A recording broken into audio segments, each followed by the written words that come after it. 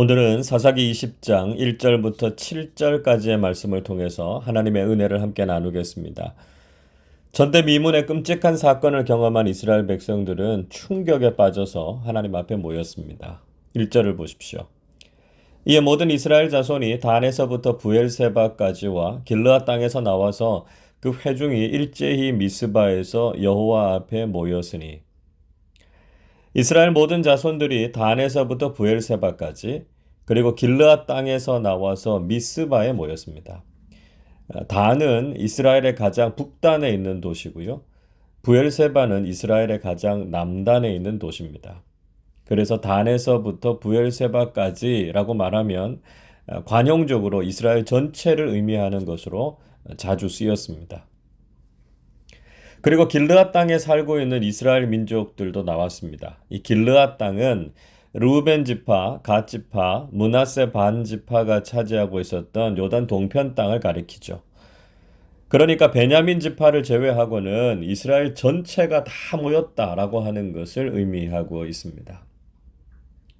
모든 이스라엘 회중들이 여호와 앞에 모였다 이렇게 말씀하고 있습니다. 자, 이 말씀을 읽으면서 다소 희망적인 전개를 기대할 수도 있습니다. 이스라엘 백성들이 하나님의 뜻을 묻기 위해서 모였고 하나님께서 지금 당한 심각한 문제들을 해결해 주시도록 구하기 위함이 아닌가 하는 생각이 들 수도 있습니다. 그러나 정작 그들은 하나님께 묻거나 하나님의 방법대로 이 문제를 해결하지 않았습니다. 여기에서 사사시대의 아쉬움과 잘못을 다시 발견하게 되죠. 우리는 문제 앞에서 하나님 앞에 모이는 것이 필요합니다. 그리고 그 문제를 해결하기 위해서 기도로 하나님께 아뢰고 믿음의 방법으로 그 문제를 해결해 나가야 합니다. 자, 이 일을 해결하기 위해서 이스라엘의 어른들도 총회 앞에 섰습니다. 2절 보십시오. 온 백성의 어른, 곧 이스라엘 모든 지파의 어른들은 하나님의 백성의 총회에 섰고 칼을 빼는 보병은 40만 명이었으며 이스라엘 지파의 어른들이 이 문제를 지혜롭게 해결하기 위해서 모든 총회 앞에 대표자로 섰습니다. 그리고 보병 40만 명도 함께 모였습니다. 자, 이 장면은 대화로 문제가 해결되지 않으면 군사적인 충돌이 있을 것을 짐작할 수 있는 아주 위험한 상황이었습니다. 베냐민 지파의 사람들도 이스라엘 백성들이 모두 미스바에 모였다는 것을 들었습니다. 그리고 이스라엘 백성들은 이 일에 대한 자초지종을 들으려고 했습니다. 3절 보십시오. 이스라엘 자손이 미스바에 올라간 것을 베냐민 자손이 들었더라. 이스라엘 자손이 이르되 이 악한 일이 어떻게 일어났는지 우리에게 말하라 하니. 이스라엘 자손들은 도대체 이렇게 악한 일이 어떻게 일어나게 된 것인지를 말해보라고 요구했습니다. 하나님을 믿는 사람들에게서 어떻게 이렇게 악하고 끔찍한 일이 일어나게 된 것인지에 대해서 알아야 되겠다는 것이었습니다. 어떻게 하다가 하나님의 백성들에게서 입에 담기에도 민망한 일들이 일어나게 되었을까요? 하나님께서 이스라엘 백성들을 출애굽시키셔서 이렇게 약속의 땅을 차지하게 하셨는데 믿음의 공동체 안에서 이런 일이 일어나게 되었다라고 하는 것이 얼마나 덕스럽지 못한 일입니까? 이스라엘 백성들도 도저히 믿기지 않아서 무슨 일인지 제대로 알려고 했습니다. 우리는 간혹 교회와 믿음의 공동체 안에서 참 받아들이기 힘든 일들이 일어났다는 이야기를 듣게 될 때가 있죠. 금전적인 문제, 성적인 문제, 갈등과 다툼의 문제 등 교회답지 못한 모습으로 우리의 마음을 무겁게 하는 이야기들이 있습니다. 우리의 부족하고 어리석은 모습들을 회개하고 우리가 성숙한 믿음의 공동체로 거듭날 수 있도록 기도하실 수 있기를 바랍니다. 사건의 당사자인 레위 사람은 일어났던 일에 대해서 이스라엘 자손들에게 자초지종을 설명했습니다. 4절부터 보시면 자신과 자신의 첩이 베냐민 지파에 속한 기브아에서 하루를 묵게 되었다는 것입니다. 그런데 기브아 사람들이 자신을 치려고 해서 밤에 자신이 묵고 있는 그 집을 에워쌌고요. 자신은 죽이려고 했고 그의 첩은 욕을 보여서 결국은 죽게 했습니다.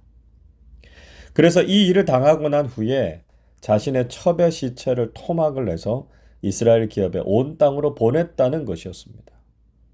이렇게까지 한 이유에 대해서 그는 이스라엘 중에서 음행과 망령된 일들이 있었기 때문이었다, 이렇게 고발하고 있습니다. 분명히 기브아에서 살던 베냐민 지파 사람들이 잘못한 일이었습니다. 그 땅에 살던 불량한 사람들과 하나님 앞에서 망령된 일을 한 사람들의 문제가 분명히 있었습니다. 그러나 이 레위인의 경우도 전혀 자신이 잘한 것은 없지 않았습니까? 그렇지만 이 레위인은 마치 일방적으로 기브아 사람들의 잘못인 것처럼 몰아붙이고 있습니다.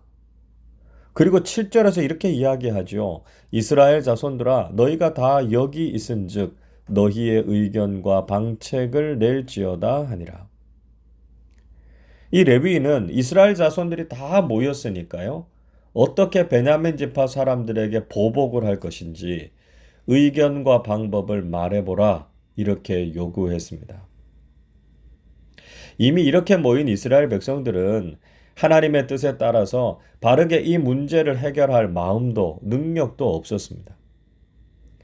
정말 이들이 하나님의 백성들이고 믿음의 방법으로 이 문제를 해결하려고 했다면 어떻게 해야 했을까요? 미스바에 함께 모여서 사무엘 시대에 회개의 집회를 했던 것처럼 자신들의 죄악에 대해서 회개하면서 탄식했어야 하지 않을까요?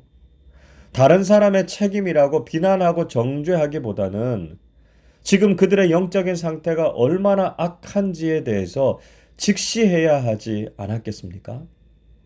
그래서 이스라엘 백성 전체가 갱신과 회개의 시간을 가졌어야 했을 것입니다.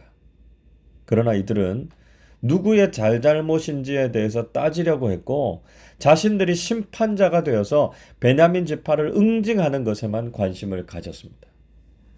결국 이들의 비신앙적인 결정은 동족들끼리 싸우고 죽이는 일종의 동족 상잔의 비극을 만들어내고 말았습니다.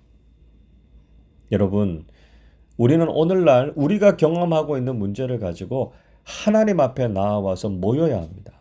그리고 하나님 앞에서 우리 자신의 죄악된 모습을 회개하고 하나님의 긍휼을 구하는 사람들이 되어야 합니다. 누군가를 탓하고 다른 사람들을 비난하는 것은 근본적으로 문제를 해결할 수 있는 방법이 되지 못합니다. 우리 공동체가 가지고 있는 문제, 지금 이 나라가 당면한 위기를 직시하고 하나님께서 우리를 도우시고 회복시켜 주시도록 기도해야 합니다.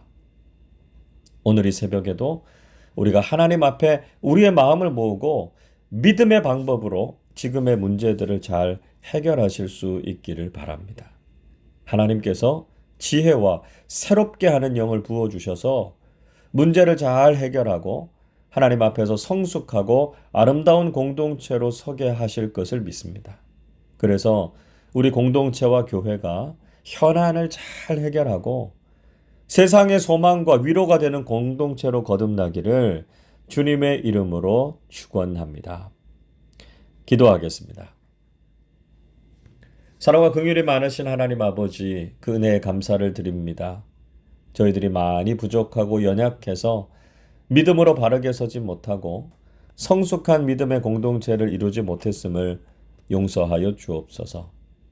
저희들의 허물과 죄를 가지고 하나님 앞에 모이게 하시고 하나님의 도우심을 구하며 하나님의 방법으로 문제를 잘 해결해서 더욱 성숙하고 거룩한 공동체로 서게 하여 주시옵소서.